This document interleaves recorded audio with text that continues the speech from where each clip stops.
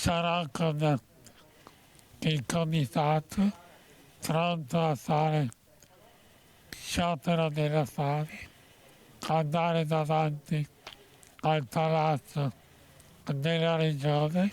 È pronto a fare lo sciopero della fame pur di vedere attuata la legge relativa al fine vita, la cui proposta è stata avanzata dal comitato che da anni si batte perché chiunque possa decidere della sua vita.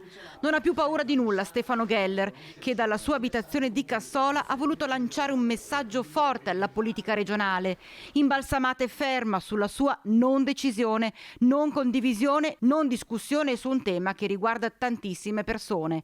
Geller il 13 ottobre 2022 ottenne dall'Ulsette Pedemontana l'autorizzazione al fine vita, il suo un caso isolato, assieme a un altro del Veneto, come ci spiega Diego Silvestri del comitato promotore. Le due domande che finora ci sono state, quella di Stefano Geller e quella della signora Gigliola della Marca Trevigiana, hanno ricevuto una risposta senza intermediazione dei tribunali. Abbiamo mandato una lettera a tutti i capogruppo, quindi a tutta la politica, e attualmente non abbiamo alcuna risposta.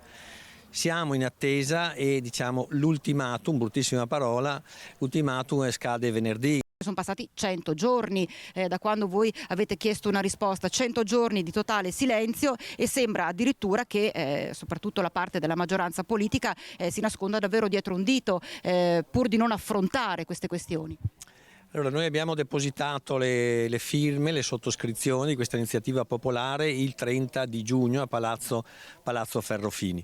Come dicevo, adesso abbiamo risollecitato chi di dovere e non siamo disposti ad aspettare oltre, perché non ci interessano i conflitti interni della maggioranza, ci interessa che la cosa vada avanti e che i cittadini abbiano una risposta che la politica deve dare. Chiedono semplicemente che la politica regionale apra un dialogo, si metta in discussione, e se entro venerdì non avranno risposte da Venezia. Abbiamo intenzione di essere presenti a Palazzo Ferrofini con delle manifestazioni eclatanti.